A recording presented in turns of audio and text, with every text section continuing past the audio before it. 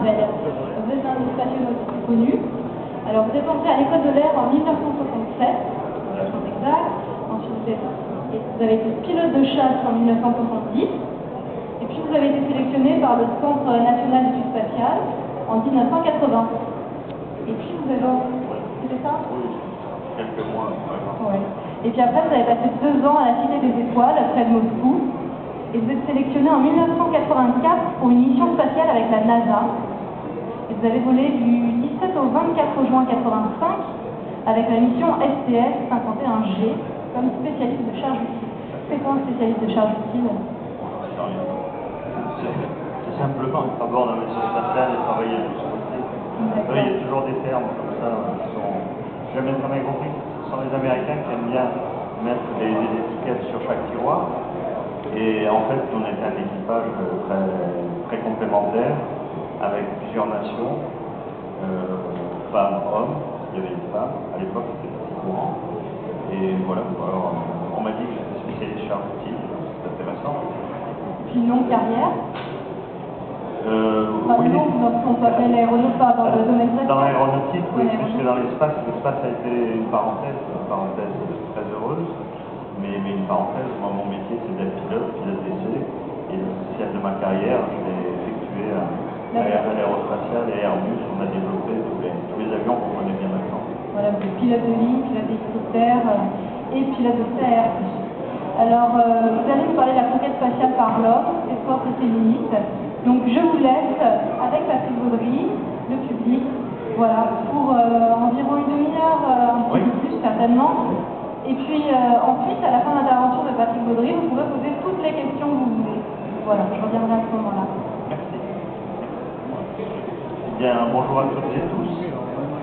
Parler d'espace, c'est toujours un plaisir immense, bien sûr, vous en doutez. Je suis conscient d'être extrêmement privilégié dans la mesure où j'ai eu cette chance de voyager là-haut, de l'autre côté de l'atmosphère qui entoure notre planète Terre, et c'est un bonheur absolu.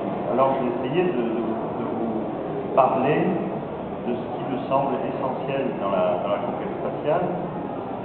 Cela procède avant toute chose de la curiosité de l'homme, de nous autres, membres de l'espèce humaine, qui vivons sur cette planète très belle, très particulière, qu'est la planète Terre, à bord de laquelle donc nous voyageons à travers l'univers. Et c'est cette curiosité qui nous a toujours poussé à vouloir comprendre l'univers à travers lequel on voyageait et le monde dans lequel nous vivons, comprendre et donc connaître. Alors peu à peu, l'homme a acquis des connaissances, a maîtrisé des techniques, des outils, des technologies qui lui ont permis d'aller de plus en plus loin. Et tout ça a commencé d'une manière extrêmement basique. La curiosité de nos lointains ancêtres était simplement d'aller de l'autre côté de la rivière, à l'endroit où ils vivaient, de l'autre côté de la montagne, en face des océans, et dès qu'ils ont pu commencer à voler, c'était un rêve très très ancien. Plus près du micro, d'accord. Un rêve très très ancien, et moi ça a été le rêve qui m'a habité depuis mon tout jeune âge. Donc ce rêve de voler s'est concrétisé il y a maintenant un petit peu plus d'un siècle, et on a pu voler de plus en plus loin sur notre planète, dans l'atmosphère qui entoure notre planète. Et puis un beau jour, à un certain stade de notre évolution et de notre maîtrise technologique, on a pu aller dans l'espace. Le premier homme qui était dans l'espace, vous le savez tous, c'est Yuri Gagarin.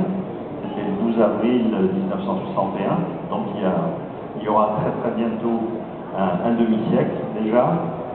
Et puis, la conquête spatiale a été très rapide en ses débuts, avec, avant la fin des années 60, le premier pas d'un homme sur la Lune, Neil Armstrong, Buzz Aldrin, qui était le premier équipage, les 2 premiers hommes à être allés sur la Lune.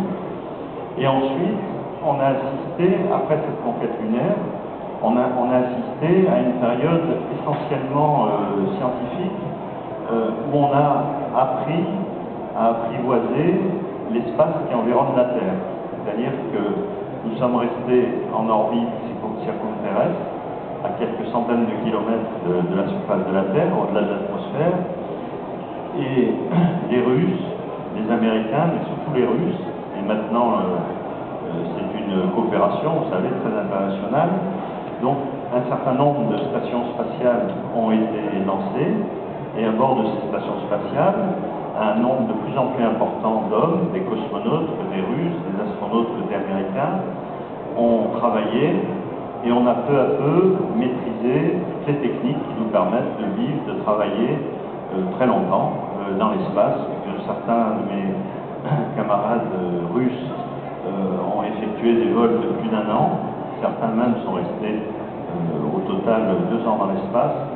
Donc c'est un petit peu le point où nous en sommes aujourd'hui, et la phase suivante sera de retourner sur la Lune, mais cette fois-ci, pas seulement pour une première exploration, mais vraiment pour s'y installer, y travailler, faire de la science, et puis des choses économiquement rentables, liées aux besoins énergétiques que l'on a sur Terre, ou dans d'autres domaines. Et sur le plan scientifique, lorsqu'on retournera sur la Lune, de la face cachée de la Lune, on pourra observer l'univers bien plus loin qu'on ne peut le faire aujourd'hui, que ce soit des télescopes terrestres les plus performants, ou à l'aide du télescope spatial Hubble, qui lui aussi est extrêmement performant, mais en s'installant sur la face cachée de la Lune, on pourra observer l'univers bien plus loin qu'on ne peut le faire aujourd'hui.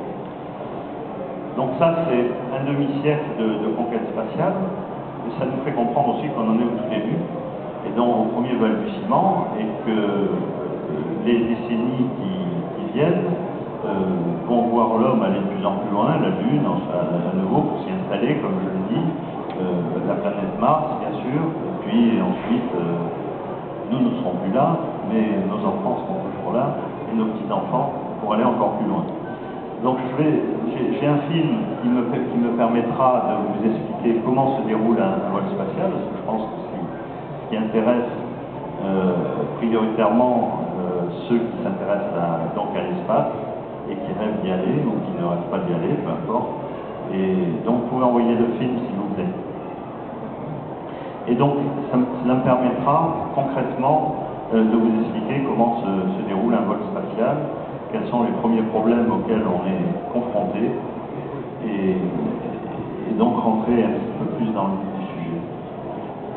Tout d'abord, et d'ailleurs on est en pleine actualité, puisque l'Agence spatiale européenne termine un processus de sélection. Tout d'abord, lorsqu'on rêve d'aller dans l'espace, il faut passer une première étape très difficile, qui est l'étape de la sélection, c'est-à-dire qu'il faut être retenu et rejoindre un centre d'entraînement, et ensuite, plus tard, commencer à préparer concrètement un vol.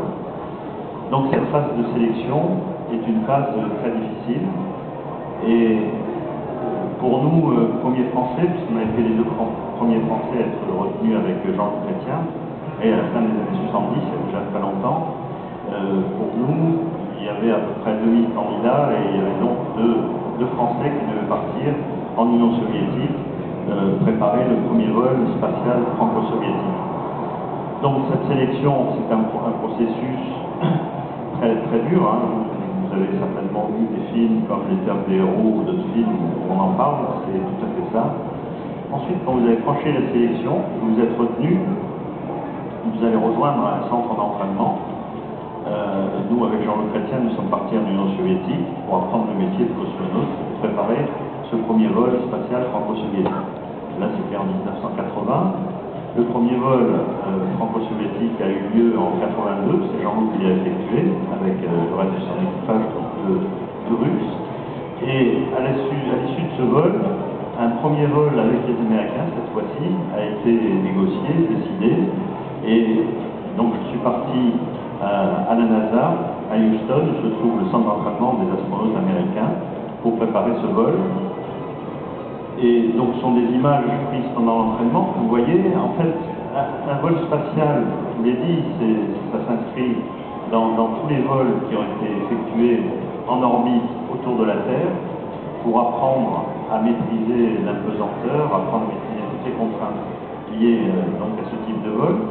Et la France avait, sur le plan scientifique, une coopération très étroite avec les Américains, avec les Russes, notamment sur le plan médical, la compréhension du corps humain confronté aux problèmes liés à l'impesanteur, notamment une redistribution de la masse sanguine. Vous avez toute une partie de votre sang, quand vous êtes dans l'espace, qui remonte vers la tête, la tête et le thorax, et cette redistribution du sang à l'intérieur de votre corps amène une contrainte très forte au niveau du cœur, bien sûr, donc c'est ce qu'on voulait mieux comprendre, et également sur le plan neurosensoriel, c'est-à-dire l'appareil qui régit notre équilibre, qui régit la coordination de nos mouvements.